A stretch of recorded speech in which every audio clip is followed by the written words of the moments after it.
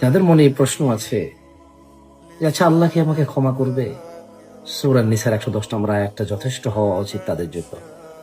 আপনি যদি না জানেন আমি পড়ে শোনাচ্ছি। আল্লাহ বলেছেন যে আউযু বিল্লাহি মিনাশ শাইতানির রাজিম, ওয়া মান ইয়া'মাল সুআন আও ইয়াযলিম নাফসাহু, আর যে ব্যক্তি অসৎ কাজ করে অথবা নিজের আত্মার প্রতি জুলুম করে, সুম্মা ইস্তাগফিরুল্লাহ, অতঃপর সে ক্ষমা চায় আল্লাহর কাছে,